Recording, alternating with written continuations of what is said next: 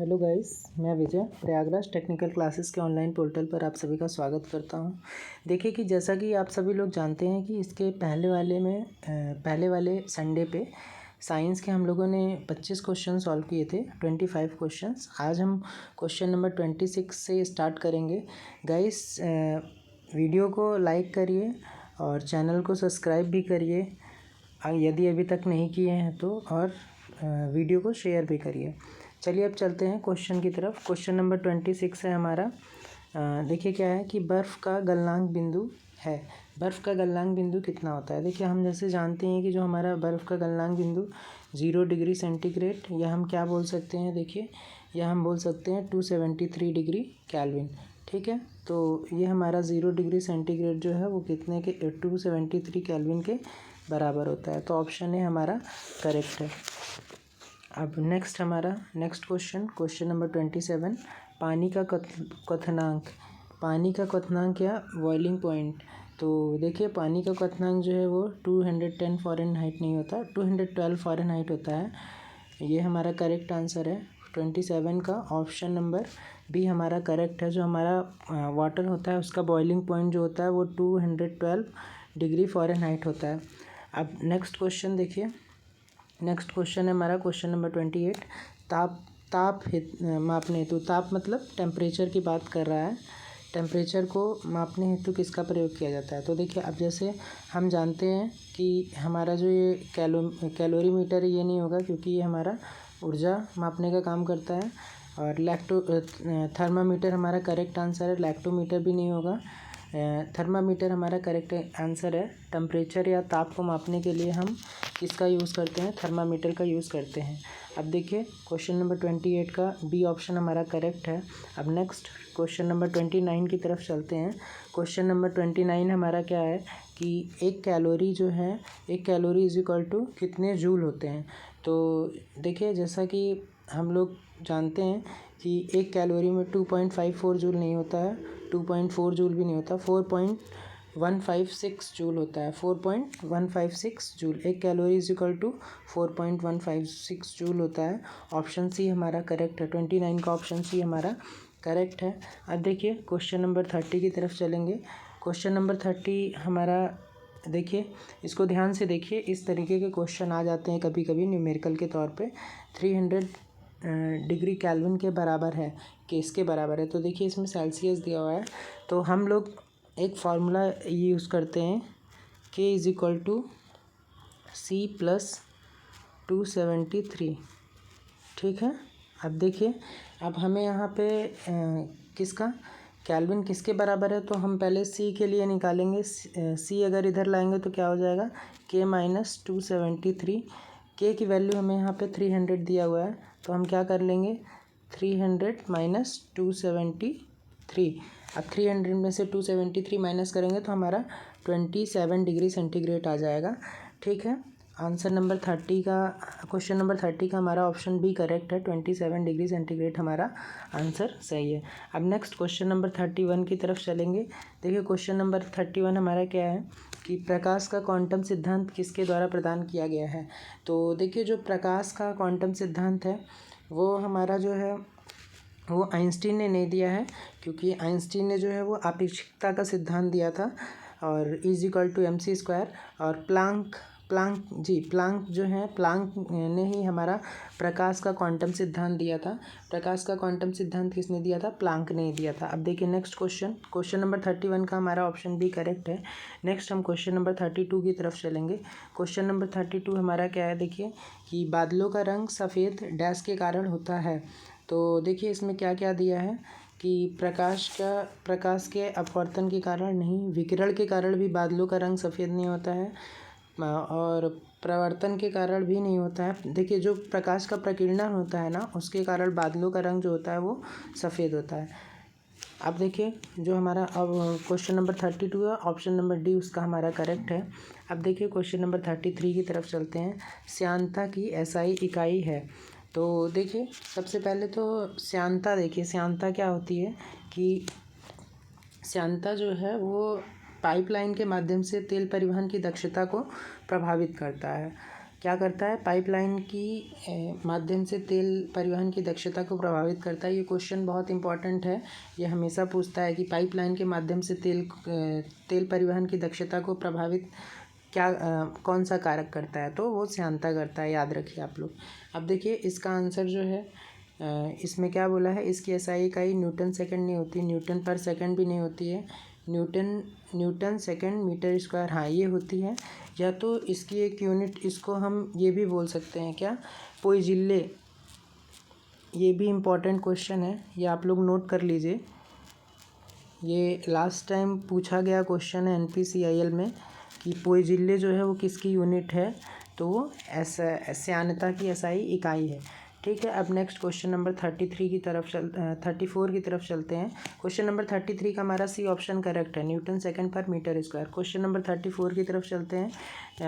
गति को सर्वप्रथम परिभाषित किया, तो देखिए गति को सर्वप्रथम अधिकतर इसमें जो भी लोग क्वेश्चन को ऑप्शन फर्स्ट न्यूटन देखेंगे वो तुरंत ही लगा देंगे, लेकिन न्यूटन हमारा गलत है। न्यूटन ने, देखिए क्वेश्चन को ध्यान से पढ़िए, गति को सर्वप्रथम किसने परिभाषित किया था, तो न्यूटन नहीं है, टॉल्मी नहीं है, गैलीलियो जो है वो हमारा करेक्ट है। न्यूटन ने जो है वो गति के 3 नियम दिए थे केवल, वो सर्वप्रथम इसको परिभाषित नहीं किए थे। और टॉल्मी जानते हैं आप लोग, तो हमारा ऑप्शन 34 का हमारा ऑप्शन सी हमारा करेक्ट है। अब देखिए नेक्स्ट क्वेश्चन की तरफ 35 क्वेश्चन की तरफ चलेंगे। 35 क्वेश्चन हमारा क्या है, यदि शरीर का वेग 4 मीटर पर सेकंड है और इसका द्रव्यमान 12 kg है तो संवेग बताइए। तो देखिए जैसा कि हम लोग जानते हैं कि संवेग P = mv होता है, और ये हमारा m की वैल्यू जो है 12 kg है और v की वैल्यू जो है वो 4 मीटर पर सेकंड है। तो हम क्या करेंगे, 12 × 4, फिर हमारा आंसर जो है वो क्या हो जाएगा, 48 kg मीटर पर सेकंड। ठीक, अब क्वेश्चन नंबर 35 का सी ऑप्शन हमारा करेक्ट है। अब क्वेश्चन नंबर 36 की तरफ चलते हैं। क्वेश्चन नंबर 36 हमारा क्या है, देखिए राष्ट्रीय विज्ञान दिवस मनाया जाता है। तो हम लोग जानते हैं कि राष्ट्रीय विज्ञान दिवस कब मनाया जाता है, हमारा 28 फरवरी को मनाया जाता है। क्वेश्चन नंबर 36 का ऑप्शन भी हमारा करेक्ट है। अब देखिए क्वेश्चन नंबर 37 की तरफ चलेंगे। क्वेश्चन नंबर 37 है हमारा कि H2SO4 में S की ऑक्सीकरण संख्या क्या है। तो देखिए अब जैसे हम इसकी बात करते हैं, S की ऑक्सीकरण संख्या की बात कर रहा है, तो हम कैसे करेंगे, 1 × 2,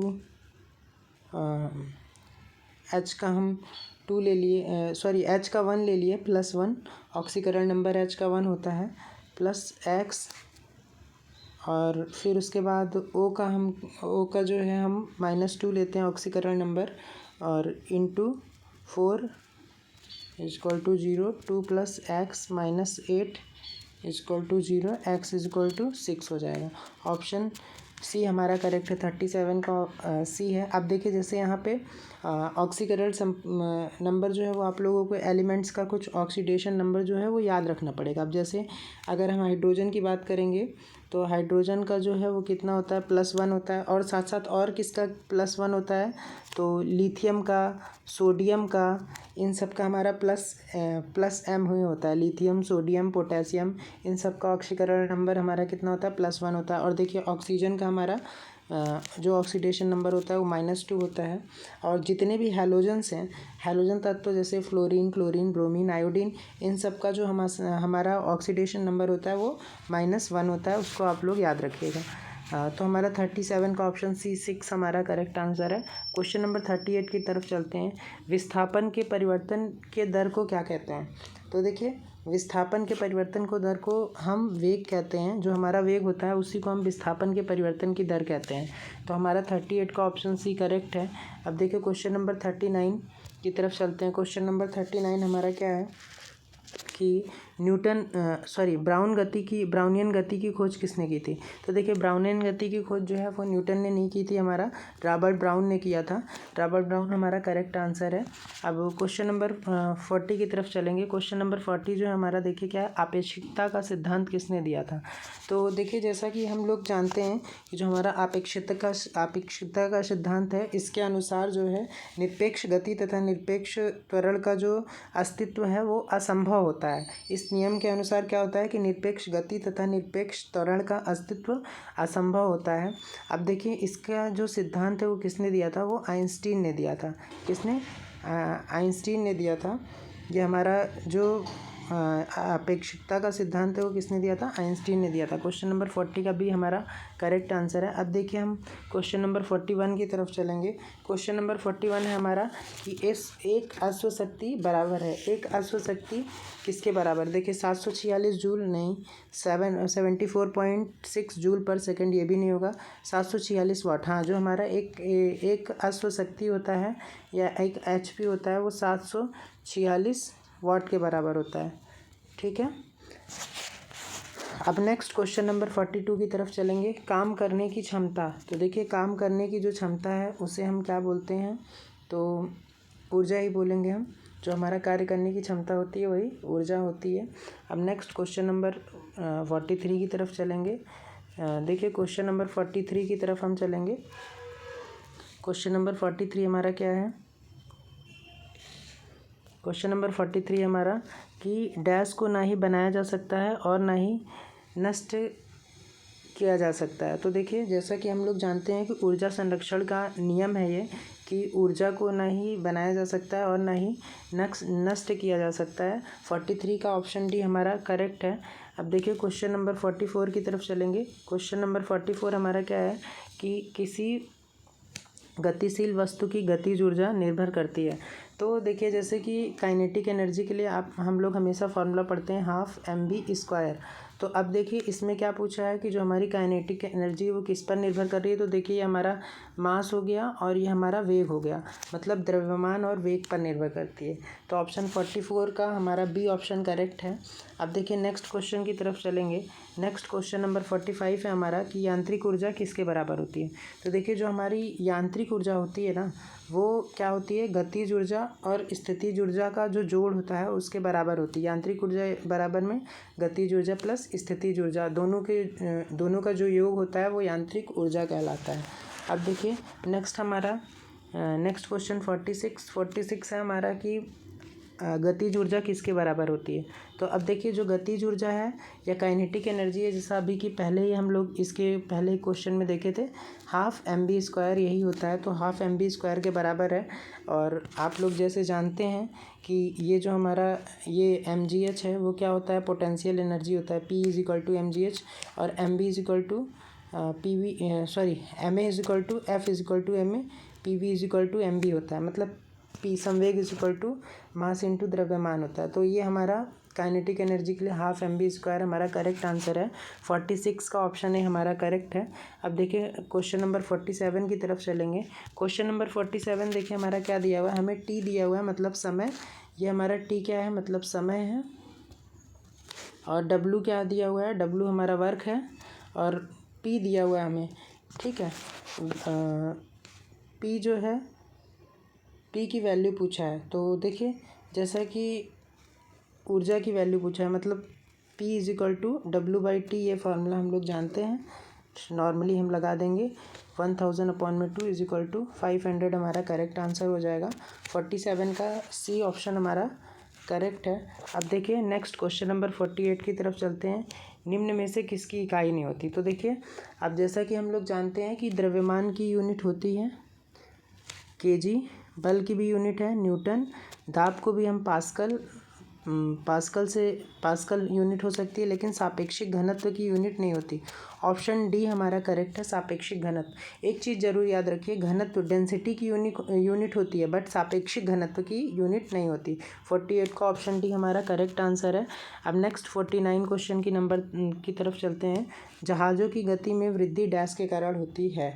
तो देखिए जो हमारे जहाज़ में गति में वृद्धि होती है वो आर्किमिडीज़ के सिद्धांत क्या वजह से होती है। अब देखिए आर्किमिडीज़ का सिद्धांत क्या होता है कि इसके अनुसार किसी तरल माध्यम में आंशिक या पूर्णतः जो डूबी हुई वस्तु पर लगने वाला उत्प्लवन बल होता है उस वस्तु द्वारा विस्थापित तरल के भार के बराबर होता है। तो देखिए जहाज़ों की गति में वृद्धि जो है वो हमारा 49 का ऑप्शन है हमारा आर्किमिडीज़ का सिद्धांत करेक्ट है। अब देखिए नेक्स्ट क्वेश्चन नंबर 50 की तरफ चलते हैं। निम्न में से कौन पूरक मात्रक है? Supplementary unit. तो देखिए जैसा कि इसके पहले मैंने आप लोगों को बताया था कि सप्लीमेंट्री यूनिट जो होते हैं वो दो ही होते हैं। कौन कौन से? एक प्लेन एंगल और एक सॉलिड एंगल। अगर हम हिंदी की बात करें तो इसको हम समतल बोलते हैं और सॉलिड को ठोस बोलते हैं। अब देखिए जैसे प्लेन एंगल की जो यूनिट होती है हमारी वो क्या होती है? रेडियन होती है। और जो सॉलिड एंगल की यूनिट होती है वो हमारी क्या होती है? स्टेरेडियन होती है। तो इसका ऑप्शन सी हमारा करेक्ट होगा, ए व बी दोनों। ठीक है, ऑप्शन नंबर 50 का क्वेश्चन नंबर 50 का ऑप्शन सी हमारा करेक्ट है, क्योंकि सप्लीमेंट्री एंगल मतलब जो हमारे पूरक मात्रक होते हैं वो दो ही हैं, एक प्लेन एंगल और एक सॉलिड एंगल। प्लेन एंगल की यूनिट जो होती है वो हमारी रेडियन होती है और सॉलिड एंगल की यूनिट जो होती है वो हमारी स्टेरेडियन होती है।